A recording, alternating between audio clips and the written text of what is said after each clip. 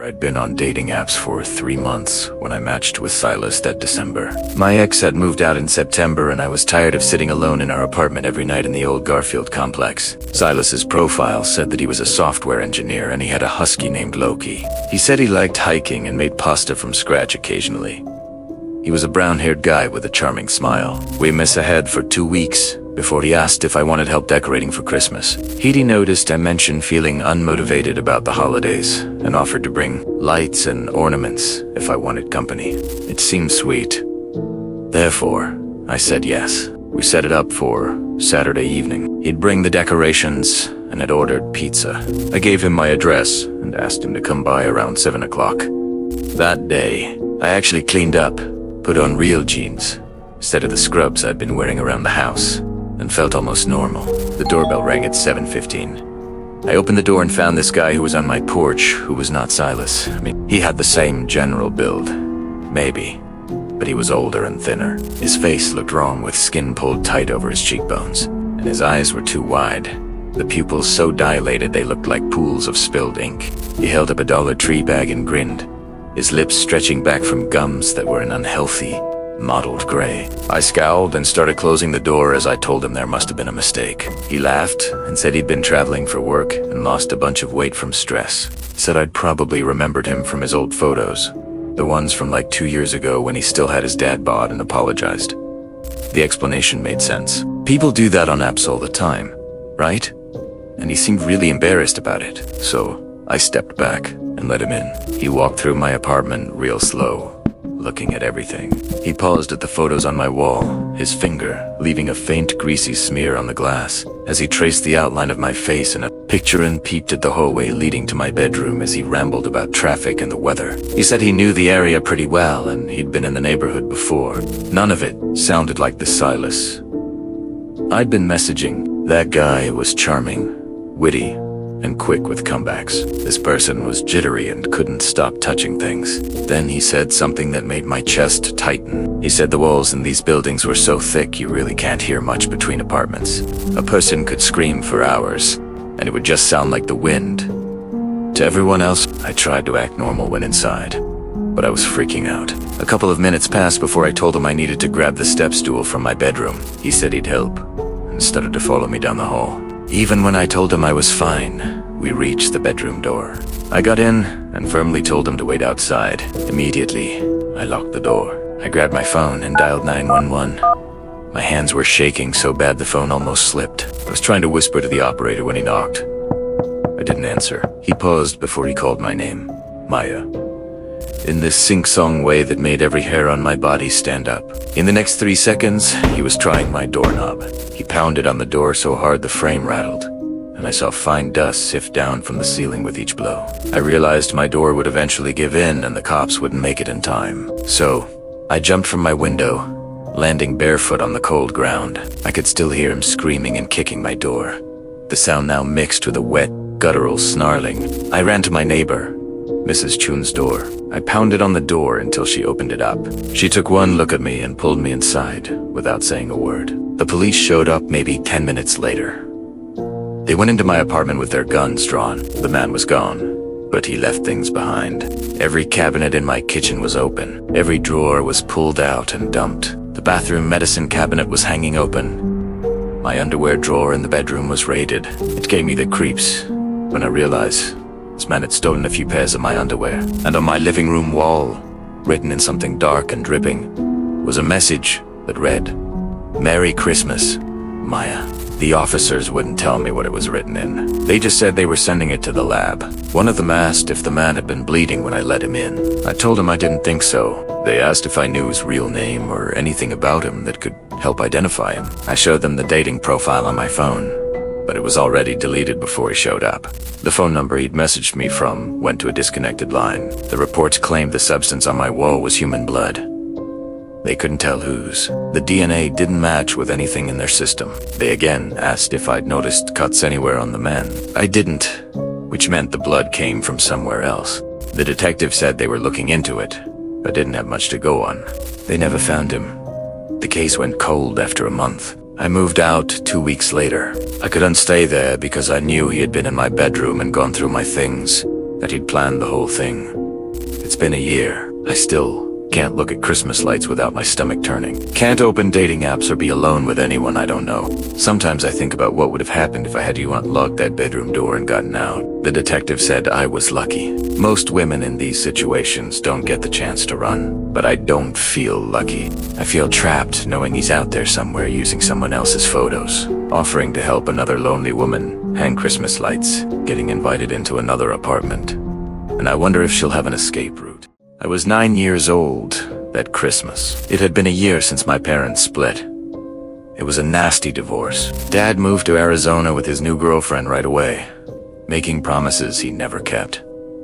He did send child support checks, though, that Mom cashed and spent on other things. We lived in a second-floor apartment in the Cedar Grove complex, the kind where the elevator always smelled of piss and stale beer, and the hallway lights flickered like a dying heartbeat. Mom worked at a gas station when she bothered to show up. Her boyfriend, Vince, didn't to work at all. The heat had been shut off for almost a week. I slept in my winter coat most nights, the damp cold seeping into my bones until I felt permanently stiff. That night, I woke up around 8 o'clock. The apartment was dark except for the TV glow from some old movie playing with the sound turned down, casting long, dancing shadows that looked like reaching hands. Mom was passed out on the living room floor near the coffee table, an empty bottle beside her. Vince was in the recliner by the window, his head lolled back, a needle still dangling from a bruised vein in his arm. I'd stopped trying to wake them up months ago. My stomach hurt, a sharp, hollow cramp. I hadn't eaten since lunch at school the day before. Christmas break meant no free meals, just whatever I could scavenge at home. I checked the kitchen cabinets and found baking soda, old tea bags furry with mold, and a single can of beans we could unopen because the can opener got pawned last month along with the microwave. The fridge light hadn't come on since the power was cut 2 days ago. Inside was sour milk and a half-empty jar of pickles floating in cloudy brine. I stood there in the dark, watching my breath plume in the air when I heard the knock.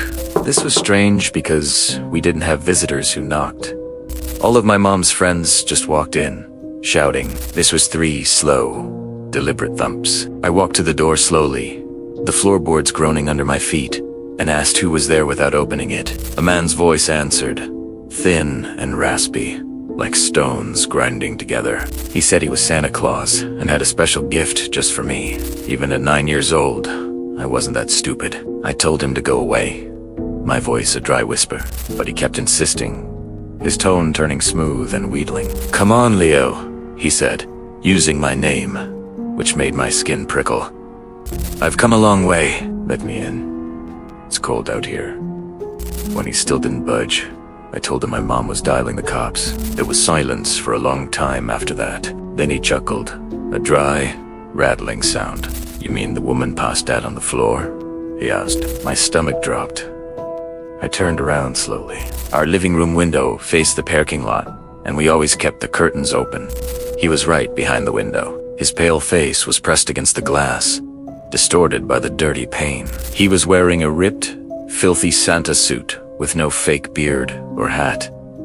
His hair was lank and dark. He wasn't smiling. His mouth was a grim, lipless line, but his eyes were wide with a terrible glee. In one hand, he held a rust-streaked crowbar. In the other, he clutched a dirty gray sock, knotted at the top, something lumpy and misshapen, straining inside it. He was staring directly at my mom. I screamed and ran to her, shaking her shoulder hard. She groaned, her breath a toxic fog, but didn't open her eyes. Behind me, glass shuttered not, a loud crash, but a sickening, crunching pop. I watched, horrified, as he used the crowbar to carefully knock out the remaining shards, humming Silent Night in that same grinding. He climbed through the window, his movements unnervingly fluid, and dropped onto the carpet. He didn't stand up right away. Instead, he began to crawl towards my mom on all fours, dragging the crowbar behind him. It scraped a deep, groaning furrow into the floorboards, and I saw splinters kick up in its wake. I scrambled backwards, my socks slipping, and ran for the bathroom, locking the flimsy hook and eye latch. Within 15 seconds, furniture was crashing. Vince was shouting, his voice thick with sleep and fear, promising he'd pay them back. The man just laughed a low, gurgling sound. Suddenly, Mom was screaming, to a raw, terrified sound I'd never heard before. I could hear the wet, heavy thwack of metal meeting flesh again and again. Mom's shrill voice suddenly cut through everything. She was screaming my name. Leo! Leo! Over and over, until her screams turned into wet, choking gurgles that were abruptly silenced. I pressed my hand so hard against my ears I heard my own blood roaring, and squeezed my eyes shut. I was waiting for him to break down the door, for the hook to snap, for that crowbar to come swinging in. I could hear him moving around out there, his footsteps slow and heavy. He stopped right outside the bathroom. I heard him sniffing deeply at the crack under the door, a long, wet, sniffing sound, like an animal. Then he whispered, so close I could feel his breath seep through the wood. I have your candy, Leo. But he didn't break in. A moment later, I heard the crunch of glass under his boots as he went back out the window. Soon, loud sirens filled the air, followed by heavy boots that pounded up the stairs. The cops found me in the bathroom, catatonic, curled into a ball in the dry bathtub.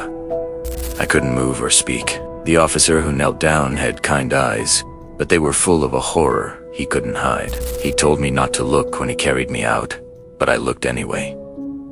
Blood was everywhere. It was sprayed in arcs across the wallpaper, pooled in thick, dark puddles on the shag carpet, and soaked into the white sheets they had thrown over Mum and Vince's lifeless. On the kitchen counter, next to the dirt-crusted, lumpy sock, was a small, crudely wrapped gift box, tied with a red ribbon that was stained brown at the edges. The police later told my father they opened it. Inside, nestled on a bed of yellowed cotton, was a single, desiccated child's finger, wearing a tiny, tarnished silver ring.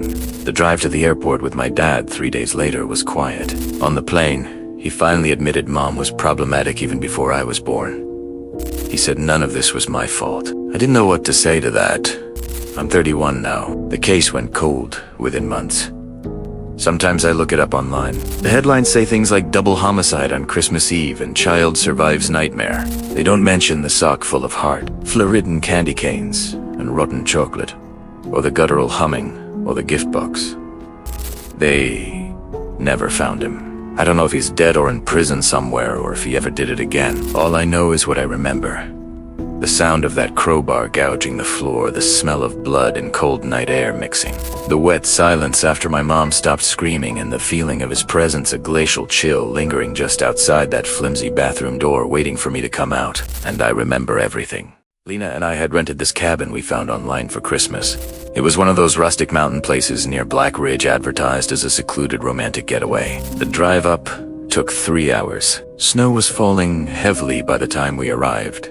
Not in soft flakes, but in hard, driving pellets that hissed against the windshield. The cabin sat in a small clearing surrounded by dense, black pine forest. There weren't any other houses or lights visible, just an endless, swallowing darkness between the trees. We unloaded the car, got the fireplace going with wood that felt damp and reluctant to burn, and opened a bottle of wine. By 7 o'clock, we were settled in and finally starting to relax, when someone knocked on the front door 3 sharp, impatient raps. Lena and I looked at each other. We weren't expecting anyone. The rental company had left a key in the lockbox, and we hadn't seen another car on the road for the last hour. A deep silence had settled over the woods, making the knock sound like a gunshot. I opened the door to find a woman standing on the porch, bundled in a heavy, old-fashioned wool coat and a knitted hat sodden with melting snow. Her face was pale and waxy, like uncooked dough, and her eyes were too wide.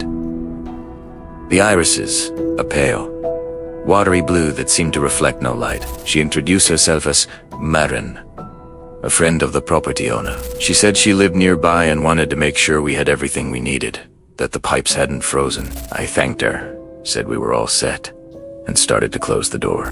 But she stepped closer, one booted foot crossing the threshold, and asked if she could come in for a minute to warm up. Something about the way she was looking past me into the cabin had gaze sweeping over our belongings. Lingering on Lena, on the fire, on the stairs to the bedroom made my skin crawl. Her smile was tight, not touching those strange eyes. Right then, Lena appeared behind me. She politely told the woman we were fine, that we appreciated her checking in but didn't need anything. The woman's smile faltered, her face going slack and blank for a second, like a mask slipping.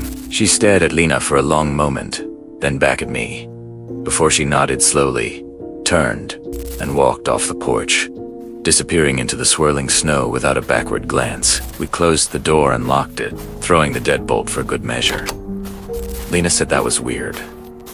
I agreed. We tried to shake it off and went back to our wine by the fire, but I couldn't forget about the way that woman had looked at us, the avaricious, hungry way she tried to see inside the cabin. She hadn't mentioned which direction she'd come from or exactly where she lived, but Lena got over it, so I didn't bring it up. We went to bed around 11 o'clock. The bedroom was on the second floor with windows overlooking the forest. Snow was still falling, muffling everything in a thick, airy silence. Around midnight, I woke up to Lena gripping my arm so tight her nails dug into my flesh. She was frozen in terror, trembling violently. I looked around. The bedroom was dark, except for the weak moonlight bleeding through the snow-covered window. I followed Lena's wide-eyed stare toward the doorway. Marin stood at the foot of our bed. She was no longer wearing her coat. She was clad in a thin, dirty nightdress. She held the big, sharp kitchen knife from the wooden block downstairs.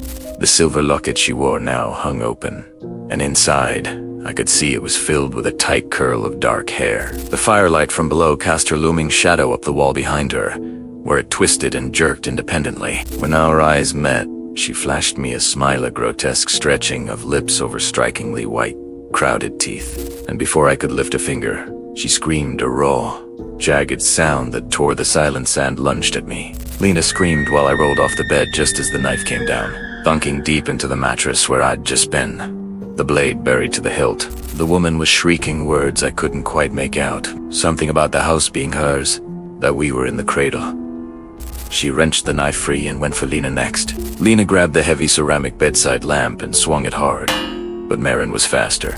She ducked and slashed upward, opening a deep gash on Lena's forearm. Blood instantly welled and began soaking through her sleeve. Lena cried out and fell back onto the bed. Marin raised the knife, aiming for Lena's throat, and was about to bring it down when I grabbed the first thing I could reach, the cast iron skillet we'd used for breakfast that morning, still leaning against the wall by the door. I swung it as hard as I could. It connected with the side of the woman's head with a sickening, wet crunch. A sound I'll never forget. She dropped to the floor like a sack of stones, the knife clattering from her grip. Lena was sobbing, clutching her bleeding arm. I was shaking so badly I could barely hold the skillet. We stood there, panting, staring at the woman's motionless body on our bedroom floor. A dark pool was already spreading from her head. I knelt, fingers going to her throat, but I couldn't feel a pulse. The blood pooling around her head was shockingly black in the moonlight. Lena was choked with pain and fear, said we needed to call the police. I nodded and reached for my phone on the nightstand. Right then, the woman's body jerked. It wasn't a natural movement. It was a violent, puppet-like spasm, her spine arching off the floor as if pulled by strings. Her eyes flew open, glassy and fixed. She sat upright in one fluid motion and touched the side of her head where the blood was running in a rivulet down her temple and neck. My heart seized in my chest as I watched her bring her bloody fingers to her mouth. She licked them clean with a slow, deliberate swipe of a tongue that looked too long and too gray. Then she dabbed her fingers in the wound again and smeared the fresh blood across her cheeks and forehead in crude, ritualistic lines.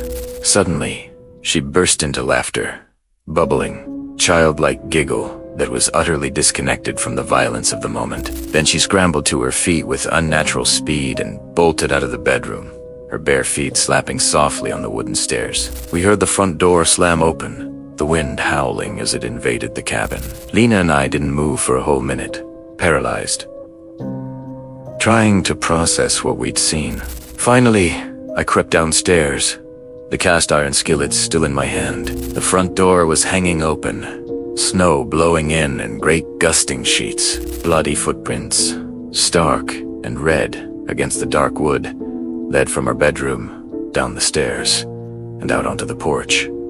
They didn't trail off into the woods. They simply stopped a few feet beyond the porch steps, as if she had vanished into thin air. I slammed the door and locked it, checking every window and locking them all. But we kept hearing her. Not just her laughter, which seemed to circle the cabin, sometimes close to one window, then another. But other sounds, a low, rhythmic thumping against the outer walls, a persistent, dry scratching, like long fingernails being dragged slowly, panel by panel, across the cabin's log exterior. Once, a drawn-out, wet sniffing at the seam of the front door. The sounds continued all night, a terrible symphony of harassment. We didn't sleep. We just sat in the living room with all the lights blazing, holding the skillet and the butcher knife. Our backs to the fire, waiting for her to try breaking in again. When the pale gray dawn finally broke, I opened the front door carefully. The porch was a scene of nightmare vandalism. It was covered in bloody handprints, smeared and overlapping as if she had spent hours pressing and dragging her hands everywhere the rails, the windowsills, the door itself. Some prints were smudged and old, but others near the center of the porch looked fresh, still glistening a deep crimson. Our car was covered. Handprints coated the windshield, the doors, and the hood. But there were also prints on the roof, and long, sweeping drag marks in the snow on the hood, as if something had been lying there, watching the cabin's windows. The prints weren't all quite right. Some showed too many joints in the fingers, or bizarrely elongated. We ran to the car. I had to use an ice scraper to smear the frozen blood off the windshield just to see well enough to drive. Lena kept staring at the tree line, expecting Marin to step out at any moment. We didn't stop driving until we hit the main highway, the tires screeching on the pavement. We called the police from a gas station 40 minutes away. They went up to the cabin that afternoon. They found the blood on the bedroom floor and the handprints everywhere, but there were no footprints leading away. No trails in the snow beyond the porch. No sign of the woman. The rental company said they'd never heard of anyone named Marin and insisted nobody lived within 5 miles of that cabin. The police found one more thing we'd missed in our terror. Carved into the wooden headboard of the bed, deep and old, was a symbol, a spiraling eye inside a jagged triangle. The lead officer told us, his expression grim, that the carving was weathered. It had been there for years. It couldn't have been made in one night. Lena needed 12 stitches in her arm. The scar is still a raised, pink welt that aches with a deep cold whenever the weather turns. We both took therapy for months. We still can't go anywhere remote or handle being truly alone. We keep the lights on at night, all of them, and we both startle at the sound of knuckles on wood. Sometimes, in the deepest part of winter, I swear I see a pale, waxy face with wide, lightless eyes, watching from the edge of the woods, at the far end of our suburban yard. And on the quietest nights, just before dawn, we'll both wake at the same time, hearing a faint, rhythmic scratching from somewhere outside. We never check to see what it is. We just lie there, holding each other, waiting for the sun